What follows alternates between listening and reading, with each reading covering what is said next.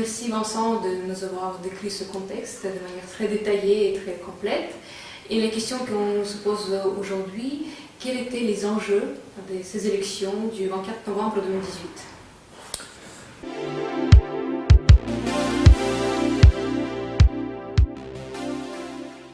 Alors, comme on l'a vu, donc, le parti démocrate progressiste est au pouvoir, avec la présidence, les élections législatives. Le but de Madame Tsai Ing-wen, c'était évidemment d'avoir le soutien de la population dans son entreprise. J'allais dire une entreprise d'équilibriste, car quand vous êtes au pouvoir à Taïwan, si vous penchez trop d'un côté, vous mécontentez une partie de la population, et vice-versa. Donc il s'agit d'être le plus équilibré possible, en gardant évidemment son cap, et en restant ferme sur les positions vis-à-vis de Pékin.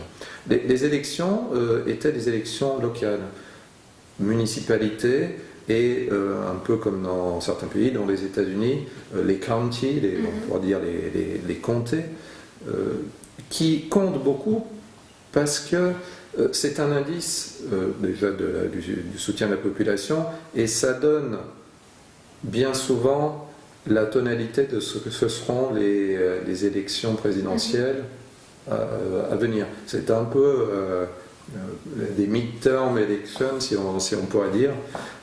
Donc c'est évidemment crucial. Il y a des zones urbaines importantes à Taïwan qui regroupent les populations. Vous savez que Taïwan a une grosse densité de population, et en fait ce sont des grappes parce que la nature est ainsi faite qu'il y a des hautes montagnes, donc la population, les bassins de population sont très regroupés, et c'est une lutte pour le contrôle politique de ces bassins de population qui vont assurer finalement une majorité confortable dans les territoires et dans les villes au gouvernement et à la présidente taïwanaise. Et il y avait des enjeux politiques, il y avait aussi des enjeux sociétaux, puisqu'elle avait associé à cette élection locale des référendums.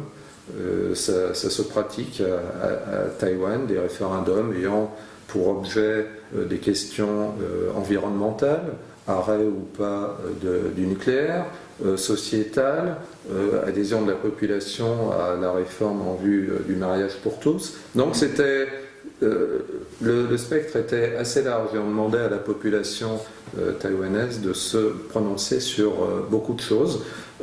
Peut-être était-ce un peu trop, peut-être était-ce trop optimiste de la part de la présidence, très bien élue quand elle est arrivée au pouvoir en 2016, et néanmoins elle a été sanctionnée par l'électorat. Les causes sont multiples. Elle avait un programme politique d'économie finalement, comme on le voit dans beaucoup de pays. Elle avait lancé une réforme de la retraite, une réforme du droit du travail, qui avait été assez mal perçue par une partie de la population. Donc on peut imaginer que c'est une des raisons de ce vote très défavorable.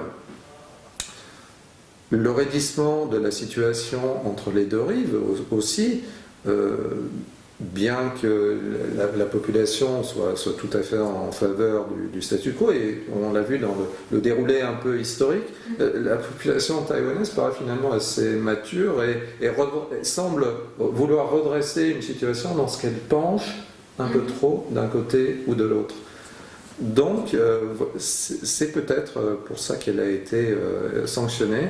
Il y a un gros symbole, c'est une ville du sud, c'est la ville portuaire de Kaohsiung, qui est une ville vraiment symbole de la résistance à la terreur blanche dont j'ai parlé dans le déroulé historique. Cette ville a été perdue, et c'est un homme politique du Kuomintang assez haut en couleur, si haut en couleur qu'on le compare même à une sorte de Trump taïwanais, Donc c'est vraiment là, je pense, quelque chose qui a touché au cœur les gens du Democratic Progressive Party et Tsai Ing-wen, et qui finalement signe encore plus symboliquement une défaite et un désaveu qui met Tsai Ing-wen en grande difficulté.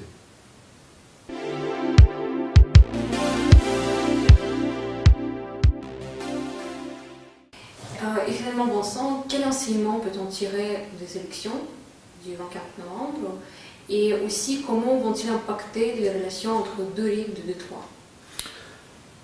Alors, on pourrait dire de manière un peu simpliste qu'à Pékin, on a dû être très soulagé, j'imagine, en observant cette défaite de la présidente DPP. Sur le fond, ça va créer des difficultés puisque de toute manière, la présidente ne va pas pour autant changer sa position, qui est très ferme sur ce fameux point de doctrine, j'allais dire, du Détroit, ce consensus de 92. Elle n'y adhère pas et il n'y a aucune raison qu'elle y adhère maintenant. Donc la situation tendue entre les deux rives va perdurer. Pékin s'est donné en plus des moyens de pression, notamment ce qu'on appelle la pression diplomatique. Résultat, il y a eu un enchaînement et une accélération, j'allais dire, des changements d'alliance avec des pays qui sont retournés dans le giron, retournés ou qui se sont tournés, parce qu'il y a eu des fois des allers-retours dans l'histoire. Ce qui fait que par exemple en Afrique, il ne reste plus qu'un pays, qui est le Swaziland, qui ait des relations diplomatiques avec Taipei. Il y a également le Vatican, qui a des relations diplomatiques avec Taipei, et sinon c'est Pacifique, Caraïbes, Amérique centrale. Donc tout ça fait que symboliquement, la pression, tout doucement, se resserre sur Taïwan, qui, encore une fois, est lié au continent par les échanges économiques et commerciaux. Tsai Ing-wen avait lancé l'idée d'un changement et d'axer un peu les relations économiques et commerciales, notamment sur l'Asie du Sud-Est, accentuer les liens qui existent déjà, notamment avec Taïwan, ou un peu plus loin, Asie du Sud, avec l'Inde, essayer de renforcer, parce que Taïwan a quand même des atouts technologiques, des atouts commerciaux, des atouts financiers pour ça, mais il semble qu'il soit difficile d'inverser cette tendance maintenant vraiment ancrée, qui est cette interdépendance économique entre les deux rives. Donc, je le pense, cette défaite ne va faire que finalement accentuer, mettre plus de pression sur les épaules de la présidente Tsai Ing-wen, et surtout l'enjeu sur lequel vont jouer tous les acteurs de Pékin, les moyens de pression indirects vers la société taïwanaise, des campagnes un peu de propagande, peut-être des actions commerciales, économiques pour faire pression et faire basculer l'électorat vers le Kuomintang tout à fait, et évidemment regagner, faire perdre les élections présidentielles, les prochaines, dans 2 ans, à la présidente Tsai Ing-wen. C'est vraiment là ce à quoi doivent s'attendre finalement les dirigeants taïwanais, c'est un regain de pression.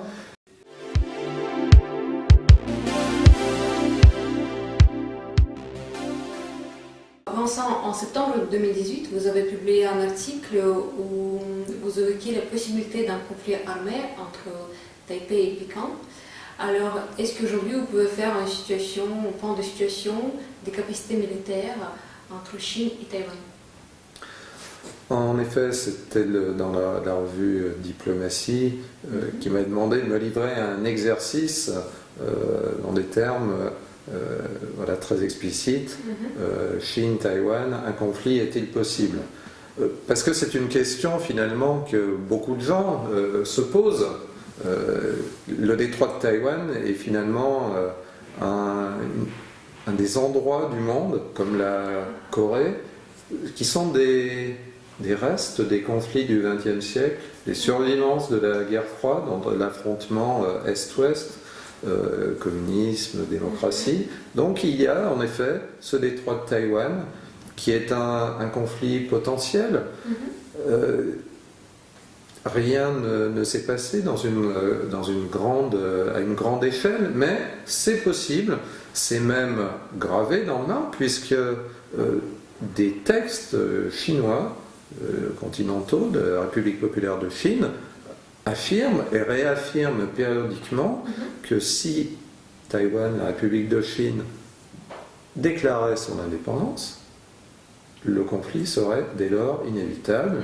Il y a même des lois, dont une qui a été faite par le président Hu Jintao en 2005, qui établit vraiment ce fait. Par n'importe quel moyen, par tous les moyens, la République populaire de Chine reprendra le contrôle de Taïwan si l'indépendance était déclarée. Donc c'est d'actualité. Alors maintenant, techniquement, est-ce possible?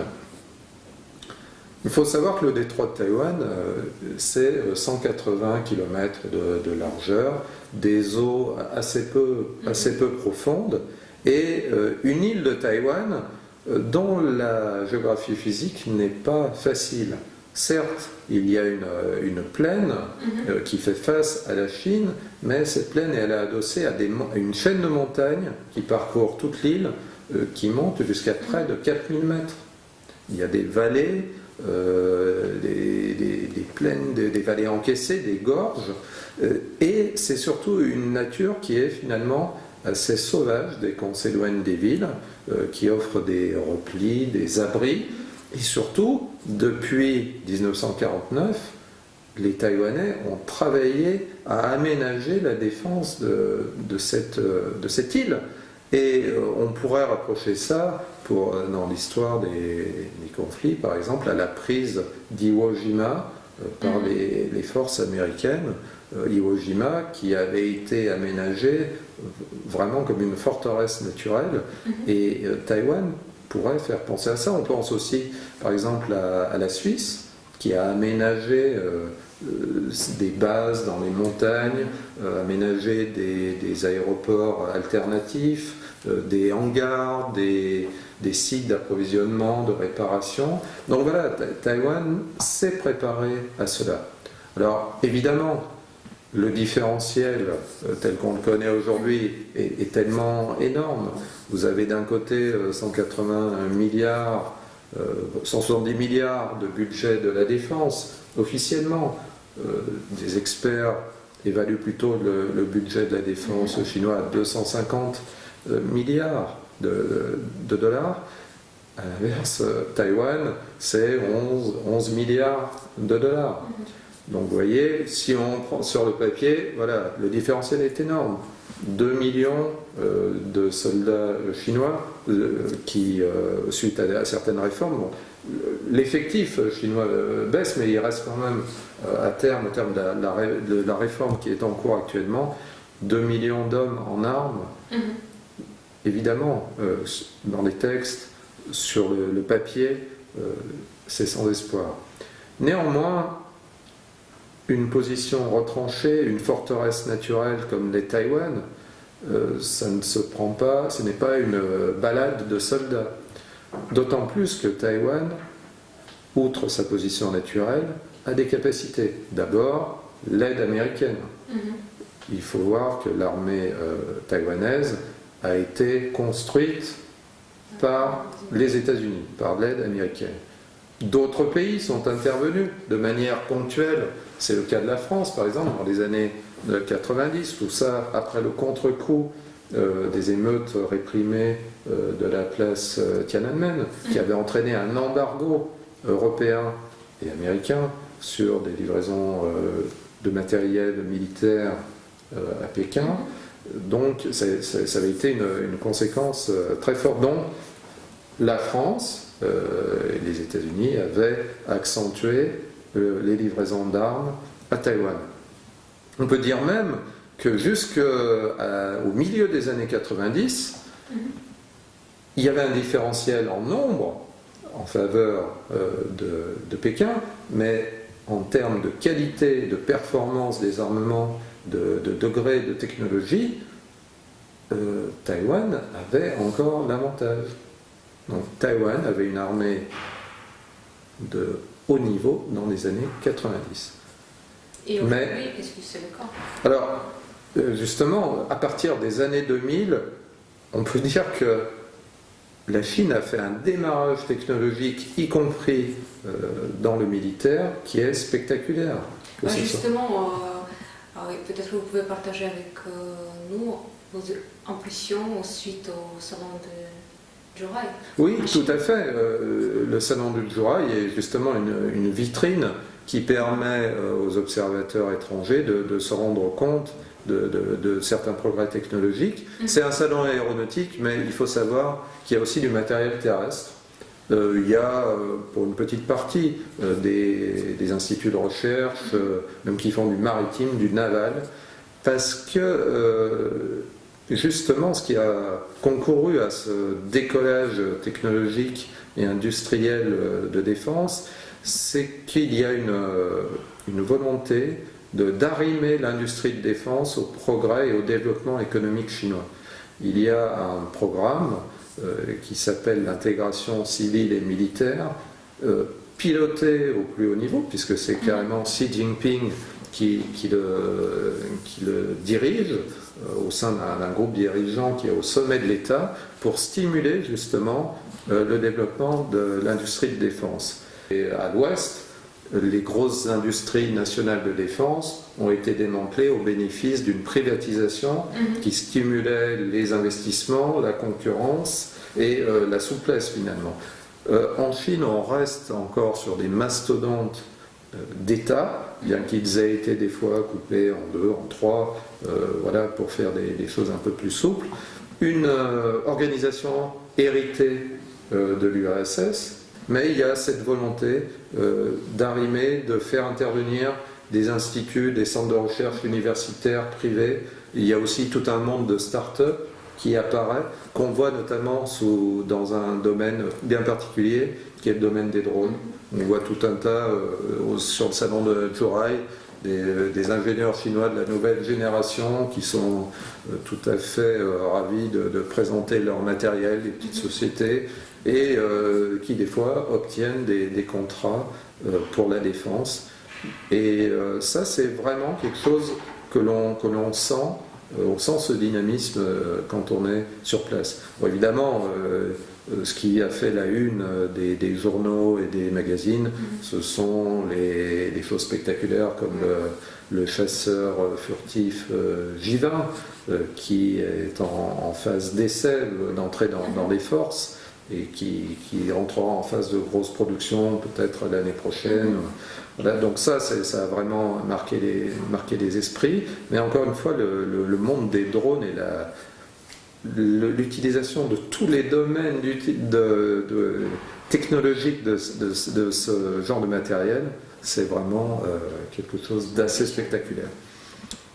Et Taïwan, est-ce qu'il dispose d'industrie de défense? Alors Taïwan, justement, on l'a dit tout à l'heure, c'est les États-Unis évidemment qui sont derrière pour une moindre mesure d'autres pays, mais Taïwan a aussi une industrie de défense qui lui permet une certaine autonomie, notamment en électronique de défense et en missiles.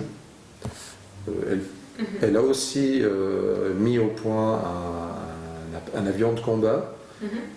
Elle a également un chantier naval qui lui permet de faire des bateaux de faible tonnage, mais des bateaux tout à fait adaptés au centre d'intérêt de défense de l'île, c'est-à-dire des bateaux rapides. Ils sont en train de produire des multicoques lance-missiles, donc des bateaux qui peuvent frapper rapidement, se replier à grande vitesse. Et également, il y a un programme de sous-marins qui a été annoncé, puisque, vous le savez, avec la pression politique qui pèse sur ce détroit, Taïwan ne peut pas acheter d'armes de haute technologie, d'armes avancées, d'armes d'attaque à l'étranger. Aucun pays maintenant, y compris les États-Unis, ne vendra de l'armement, j'allais dire, à but offensif ou de toute dernière génération, car évidemment la pression de Pékin est désormais trop forte. Mais cette pression a entraîné aussi le fait pour les Taïwanais de se dire il faut produire par nous-mêmes, et ils produisent des missiles anti-navires, des missiles anti-aériens tout à fait performants, et ce qui ne cache pas d'ailleurs dans certains programmes, dans certaines annonces, de désigner le porte-avions chinois, l'Ironing, comme étant l'objectif de tel ou tel missile. Donc il y a une capacité de progression, de production, à but défensif. Ce qu'on a vu, Taïwan ne va pas attaquer en premier, mais Taïwan se donne tous les moyens pour repousser une attaque chinoise. Donc on l'a vu avec, évidemment, ce serait un débarquement, un bombardement massif, des salves de missiles. Tout ça, c'est possible. Évidemment, Taïwan serait sans doute dans ses centres de décision politique et militaire fortement impacté. Mais après, et on l'a vu dans les conflits modernes, y compris pour les États-Unis, on peut avoir les maîtrises aériennes, on peut détruire des centres de commandement et des centres politiques, mais après il faut occuper le terrain. Et c'est là que les choses se compliquent. Un terrain géographiquement difficile, un terrain qui n'est pas un terrain ennemi. On le rappelle, pour Pékin, il n'y a qu'une seule Chine. Le but n'est pas d'atomiser l'île de Taïwan, ou alors il y a quelque chose qui ne va pas dans le dogme de Pékin. Donc, dans finalement le narratif de Pékin, le but, ce serait de débarrasser Taïwan d'une classe politique vendue et qui empêche le peuple de se libérer. Donc ça implique des frappes ciblées. Il n'est pas question de faire des frappes sur des civils. Donc déjà, le cadre de combat est tout de même assez limité. Ce qui fait que Taïwan peut, si évidemment l'armée taïwanaise est bien entraînée, bien motivée, bien équipée, peut lui permettre de résister, de développer une défense. Et on l'a vu avec du matériel. Évidemment, plus le temps passe, et j'ai dit tout à l'heure que l'armée taïwanaise était une armée très moderne dans les années 90, mais vous savez que la durée de vie d'un armement, quand vous avez une génération, vous devez tout de suite travailler sur la suivante. Donc on a vu que Taïwan avait des missiles, des bateaux, peut-être bientôt des sous-marins, mais les avions modernes qu'elle avait dans les années 90 vont arriver en état de vieillissement dans 5-10 ans. Et là, c'est le point d'interrogation. Et tout cela a un coût. Vous imaginez bien que pour produire des avions de dernière génération ou des sous-marins de dernière génération, vous allez vous mettre en face de la Chine qui a un budget estimé à 250 milliards de dollars. Mettez ça en rapport par exemple avec les États-Unis qui flirtent avec les 700 milliards, et je l'ai dit tout à l'heure, Taïwan c'est 11 milliards, donc on n'est pas du tout sur la même échelle, et il faut vraiment que la production d'armement taïwanaise soit très ciblée sur des besoins identifiés et tout à fait concentrée sur la défense vis-à-vis d'une attaque potentielle du continent. Alors, tout ça fait que on peut en effet se poser la question, est-ce possible? À mon avis, non. Ce n'est pas possible. Pourquoi? Pékin aurait tellement de choses à perdre. D'abord, elle aura à perdre du matériel et des hommes, des jeunes hommes. Alors, pourquoi j'insiste là-dessus? Parce que la guerre, c'est quand même le facteur humain. Vous avez eu, pendant plusieurs années en Chine, la politique de l'enfant unique. Regardez ce qui se passe aux États-Unis en guerre incessante avec les manifestations d'opposition, et pas des gens, pas des révolutionnaires, mais qui voient des jeunes hommes mourir et l'impact sur les familles. Je pense, en ce qui me concerne, que l'impact d'une guerre en plus finalement une guerre civile contre des Taïwanais, qui sont considérés quand même comme presque des frères. Pour que les familles voient se faire sacrifier leur enfant unique, je pense que, au point de vue humain et sociétal, ça serait catastrophique, je dirais même plus loin. En plus, au niveau politique, le développement chinois est évident, mais l'assise, la base de la République populaire de Chine, et encore une fois on y revient sur le côté social, n'est pas assurée. C'est une puissance encore fragile. Non, ça me paraît tout à fait improbable, sans parler ensuite de l'impact international. On a parlé tout à l'heure de Tiananmen, qui a coûté beaucoup et qui a finalement peut-être mis du retard sur le développement chinois. Donc ça me paraît, c'est un exercice intéressant, mais qui me paraît hautement improbable. La Chine a actuellement d'autres objectifs. On pense par exemple à ces grands plans de route de la soie ou autres perspectives économiques. Tout ça milite pour finalement un maintien de ce status quo, avec bien sûr des crises, hein, évidemment, des crispations, mais une intervention armée peu probable.